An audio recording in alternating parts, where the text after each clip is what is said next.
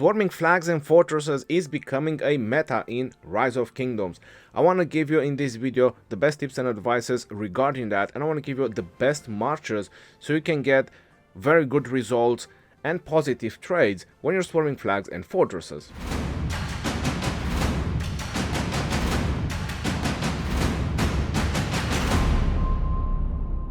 Hello everyone and welcome back to a Rise of Kingdom video. I'm Legend Ronnie, and today we have a video that I experienced in all three of my accounts on the past KVKs, and definitely I want to put it out in a video because swarming flags and fortresses is becoming a meta.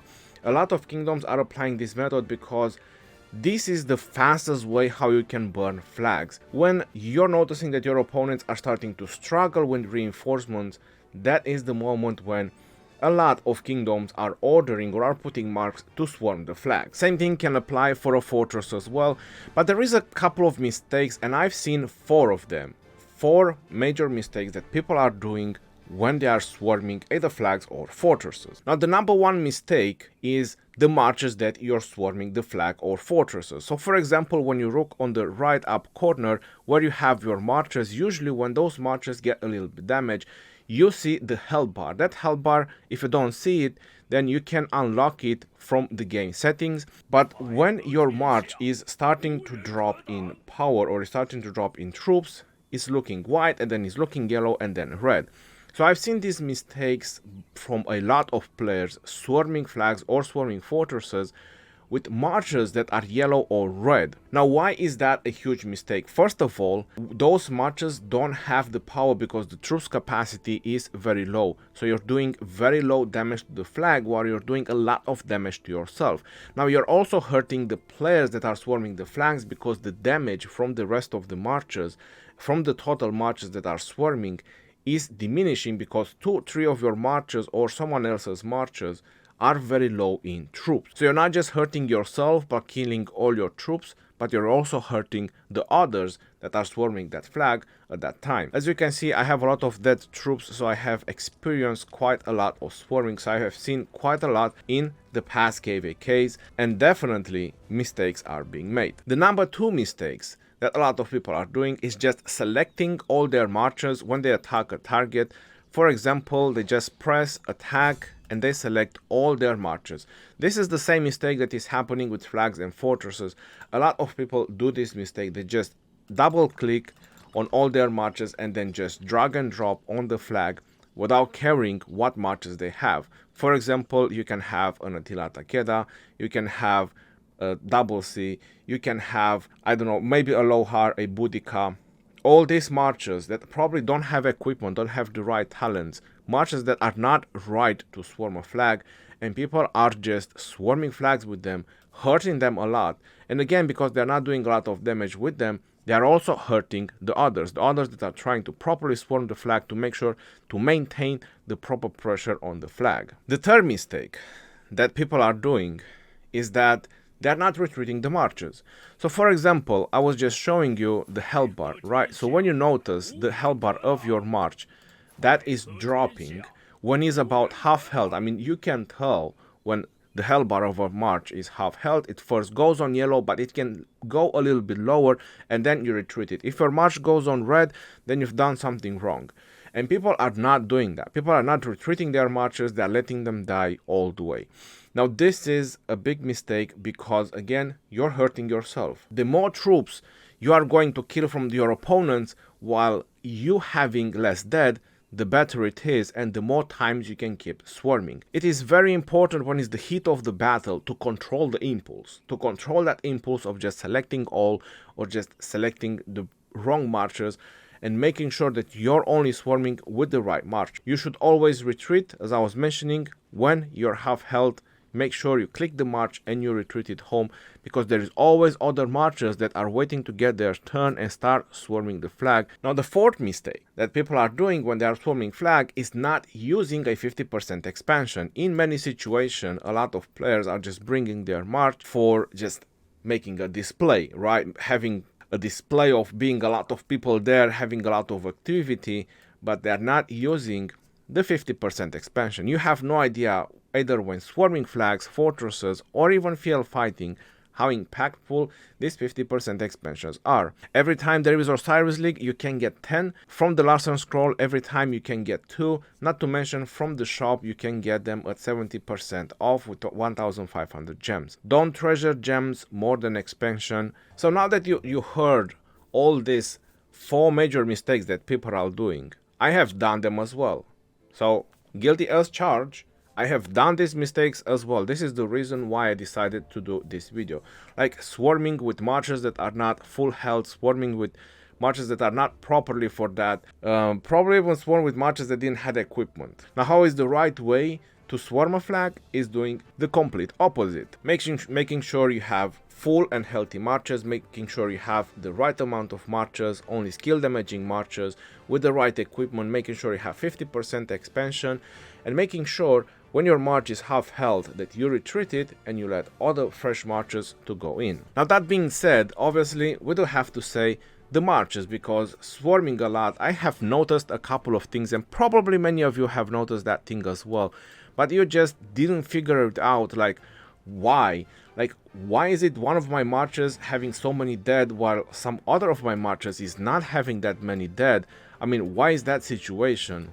Why is my Guan done well this time, but the other time it didn't do so well? So I'm gonna give you an answer to all those questions. The most important part of the game is that you know something. Cavalry counter archers, archers counter infantry, infantry counter cavs, and all 3 of them, they counter the siege. Now, they use the word restricted, which means that if you're swarming an infantry flag, for example, you're swarming a Zenobia YSS, you should expect that majority of troops are infantry in there. Usually what we do in our voice chat, we have someone constantly scouting the flag and giving us updates, the number of troops that are in the flags, and also the majority of troops. You can approximate every time you scout, and someone is just keep doing that. This is something that probably a lot of kingdoms should do, because that way you know when the flag is ready to be swarmed. By knowing the troops type, you also know if they plan to change the garrison, and there's a lot of things that you can decide, and you can take action during a flag rally, for example. Now that I've showed you how the troops counter each other, it is the same thing when you're swarming a flag. So if it's an archer garrison flag, it would make 100% and total sense that you should only swarm with cavalry. Now, probably wondering why. Well, why is the reason that the alliance or your kingdom is launching a cav rally? Why aren't they launching an infantry rally, right? Isn't that the same thing when you're swarming? For example, when it's a Zenobia YSS, you should use your archers to swarm. Why are you doing an archer rally? Why aren't you just doing a leadership rally, for example? So all these things, it just makes perfect sense. It's just probably you didn't thought about it. So this is the video that will help you out so you can get the best trades out. This is the same thing when is a cavalry defense. For example, we have Jadwiga with YSS, which is the meta garrison. You should swarm with infantry, because then you will get the best trades. And this is something that I have noticed. So this is 100%. I'm telling you that I have swarmed, I have kept swarming with 7 marchers, and I've done archers, I've done cavs, and I've done infantry, and I can tell you that this is 100% accurate. You get much better trades, and possibly, and most of the time, positive trades on the flag, like you're having less dead than the flag is having, if you're following this tactic. So I'm going to start with the cavs, and I want to give you the best 4 marchers that you can use to swarm flags, like archer flags, or one is a fortress full of archers, because we have Amanitor and Artemisia, which is the meta archer garrison right now. Now, because Minamoto and Double C are getting boosted, I don't want to put them as number 1. This is not an order. This is just 4 marchers that I want to give you. Minamoto and Double C, with the recent boost, Minamoto is getting 25 attack, 20 defense from the museum, and Double C is getting 20% health and 200 damage on his primary skill. This is a pretty significant nuke to use this march now as a swarming march, not to mention that Double C is reducing the attack by 40%, so that's also a debuff on the target, and Minamoto has the Warlord on his 4th skill, which can increase the damage taken by the target by 30%. So this is a really nice march to use right now, even on swarming flags. I mean, there is a lot of videos going on right now on YouTube from other YouTubers showing how good Minamoto is in rally or how good Minamoto is in garrison, which for me looks a little bit absurd. I still want to test it in KVK, not in Ark of Osiris. But with all this boost, 4 swarming flags, 100% Mina and Double C will work for that. The next march that I would use is Saladin and Aethelflaed or Saladin and Genghis Khan. Now that depends if you have Genghis Khan or not, as Genghis Khan dropped in utilities lately. A lot of people didn't really max him or skip him, but there's still a lot of players that have him. So Saladin Genghis Khan or Saladin and Aethelflaed, also a very solid pair, or Saladin and Trajan for that matter, or Saladin and Mulan. This could also be very solid pair that you can use with Saladin. If you have an expertise Mulan, I would be inclined to use that, so you can increase even more damage on the target with the 4th skill of Mulan, and then buffing your marchers with attack, defense and health. Not to mention that Mulan also got a museum boost recently. Aethelflaed also got a museum boost, so there you go. Going further on the cavalry, we have Chandragupta and William. Definitely you can't skip these 2 marches. I mean, William with his hidden bloodline to negate the extra skill damage. That's going to be pretty dope, and all the damage that he can do. And then you have Chandra that can debuff the target and increase the damage of William. So definitely a very solid march to swarm with. So the 4 cavalry march would be Xiang Yu and the future Nevsky, which right now we don't have it in the game, but I'm pretty sure it's going to come up in the future, at some point in the future, either this week or next week or sometime. Xiang Nevsky, I'm pretty sure they're going to be a super top-notch cavalry pair. Moving further is going to be the infantry marches. The 3 infantry marches that I would recommend, and 4th one would be an option. When you should swarm with infantry, it's obvious. When there is a cavalry garrison. When there is a cavalry garrison, most of the kingdoms, they do Pakal and Harald. They do that again for a reason. So the 3 infantry marches that I would recommend, and I'm also going to mention the 4th one, Guan Yu with Leonidas. Guan Yu with Leonidas is a very nice pair. If you're going to swarm Cav garrison, I'm gonna tell you that you're definitely gonna like it. The second march that I would recommend is going to be Alex with Chuck, or Alex with CJ if you want to call him for short. Alex and CJ, a very nice pair to swarm with. And then you have Pakal with Harald. That would be your 3rd march. Now if you want an optional march to go as a 4th march, but again this is just optional. Personally, I don't really like swarming with Trajan anymore. It does help, it definitely helps. He is a beast on supporting, but not when swarming flags. On the field is okay to suffer the severely wounded that he gets, but when you're swarming flags, is not so okay. So that's why I'm just putting this as an option. As a 4th march, you could do Trajan and Mulan. The reason because Mulan also got a boost, taking less skill damage and more health.